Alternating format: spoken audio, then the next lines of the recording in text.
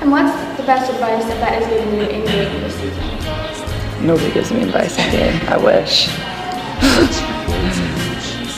Caitlin Clark's rise to prominence in women's basketball has been extraordinary, and yet she has become a polarizing figure early in her career. Comparisons to LeBron James are inevitable, as both have faced substantial criticism, but while James's detractors have grown over time, Clark's critics emerged almost immediately. This backlash isn't just from fans. Former and current players have also voiced their opinions, necessitating a deeper look into why Clark evokes such strong reactions. So, join us in this video as we will reveal how the WNBA is trying to destroy Caitlin Clark. Caitlin Clark's rise to stardom started in Des Moines, Iowa. From an early age, it was clear that Clark was destined for greatness. Her high school career at Dowling Catholic High School was nothing short of spectacular, as she broke numerous records and earned a reputation as one of the top prospects in the nation. Clark's decision to join the University of Iowa proved to be a game changer for both her and the Hawkeyes. In her freshman year, she led the nation in scoring, averaging 26.6 points per game, and continued to amaze with her playmaking ability, averaging around 7.1 assists per game. Her sophomore year was equally impressive, with Clark averaging 27 points, 8 assists, and 8 rebounds per game, solidifying her status as one of the best players in college basketball. Her exceptional performances earned her a spot in the WNBA draft, where she was selected by the Indiana Fever. Clark's transition to the professional league was seamless, as she averaged 17.1 points, 8.2 assists, and 5.8 rebounds per game in her rookie season, an unbelievable feat for a fresh-out-of-college rookie. Clark's impact on women's basketball is undeniable. Despite differing opinions on her playing style, her contributions to the sport are significant. No other college athlete in the past 25 years has elevated their sport as Clark has. Women's college basketball has reached new heights in popularity, largely due to her influence. Dawn Staley, a respected figure in the sport, hailed Clark as one of the greatest of all time after the national championship. However, not everyone is ready to accept this accolade. Notable legends of women's basketball have expressed mixed reactions to Clark's achievements. Sheryl Swoopes questioned the validity of her scoring record with incorrect claims. Diana Taurasi issued a caution about her future in the WNBA. Breanna Stewart suggested Clark needed a championship to cement her legacy, and Lynette Woodard downplayed Clark's scoring accomplishments by noticing differences in the era she played in. These responses from icons in the sport seem to nitpick rather than celebrate Clark's impact, despite Clark herself consistently acknowledging the contributions of those who came before her.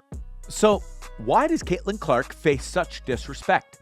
Is it about race, her perceived cockiness, or the belief that she's overrated?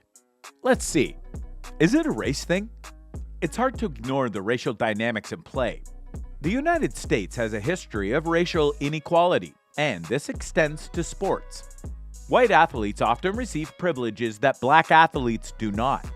The underrepresentation and marginalization of African American women add another layer to the conversation about Clark's greatness. The legends she is compared to, and often placed ahead of, are predominantly African American, as are the leading players on the team she has faced in consecutive national championships. While Clark didn't ask to become the focal point of an online race debate, her excellence on the court has unfortunately made her one.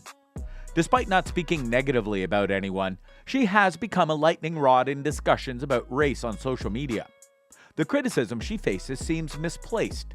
She's being judged for factors beyond her control. We've all seen the social media discourse around Iowa's games against LSU and South Carolina. While it's important to celebrate black excellence, especially figures like Dawn Staley, evaluating Caitlin Clark should not be influenced by race. She is a Midwest white girl excelling in a sport dominated by black athletes, playing for a predominantly white school with mostly white teammates. However, it's crucial to recognize that she has always shown respect to her peers, including black stars like Angel Reese. When Reese was criticized for mimicking Clark's hand gesture during the national championship, Clark defended her, stating Reese did not deserve the backlash. So, is it because her name is in conversations with all-time greats? Respecting the legends who paved the way is essential, and Caitlin Clark acknowledges this herself. Greats like Maya Moore, Cheryl Swoops, Lynette Woodard, Breanna Stewart, and Diana Taurasi have built a strong foundation for women's basketball. However, foundations are meant to be built upon, and Clark is doing just that. Her talent is unprecedented, and she's posting numbers we've never even seen before, all while playing with arguably less talent around her than many of these legends did. Iowa is no mid-major. They attract top 100 talent. However, compared to the powerhouses like UConn, LSU, and South Carolina, there's a significant gap in recruiting strength. Clark hasn't won a championship, but context matters.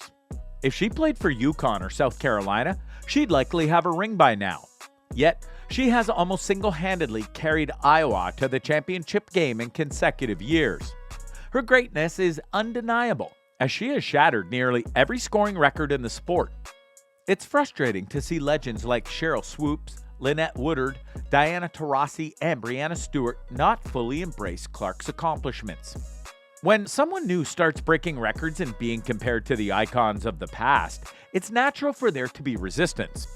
This is similar to LeBron James entering the GOAT conversation, surpassing the likes of Kobe Bryant, Magic Johnson, and Larry Bird to be considered alongside Michael Jordan. New names challenging the established order often lead to uncomfortable conversations and, sometimes, excessive criticism. Do people think she's too cocky? Honestly, I don't think Clark is cocky enough. Angel Reese is undeniably cocky, and she's earned it with her stellar college career and delivering LSU's first national title. Reese's dynamic personality adds entertainment value to the game. If Clark were as cocky as Reese, it would be well-deserved. From what we see, Clark doesn't boast much at all. Trust me, if I had her skills, I'd be unbearable on the court and online. We celebrate Steph Curry's shimmies and Kobe Bryant and Michael Jordan's killer mentalities and trash talk. We even praise Anthony Edwards for his competitive fire, comparing him to MJ. The same fans who criticize players for being too friendly should appreciate Clark's confidence and on-court gestures.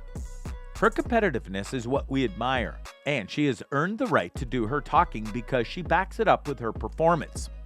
Is it because you think she's overrated or overhyped? Calling Caitlin Clark overrated seems unfounded when considering her recent stats, averaging 17.1 points, 5.8 rebounds, and 8.2 assists per game while being the focal point of every defense. She's a talent unparalleled in the women's game and has brought unprecedented attention to the sport. Don Staley, a respected authority, declared her one of the greatest ever. The record-breaking TV ratings for games involving Clark further show her impact on the sport. While she hasn't secured a championship, that shouldn't detract from her on-court achievements and contributions to the game. Consider her performance in the national championship game against an undefeated South Carolina team where she scored 18 points in the first quarter. Instead of her celebrating her remarkable play, many focused on alleged referee favoritism towards Iowa. This tendency to undermine rather than uplift her achievements is perplexing. Clark is appropriately rated. Whether she's deemed the GOAT is subjective, but she has earned her place in that conversation. As the NCAA's all-time leading scorer for both men's and women's basketball and one of the greatest passers, her inclusion in discussions about the best ever is justified. She elevated a program with just one prior Final Four appearance to 2 consecutive national championship games. Though she hasn't won a national title, she embodies a winner's spirit.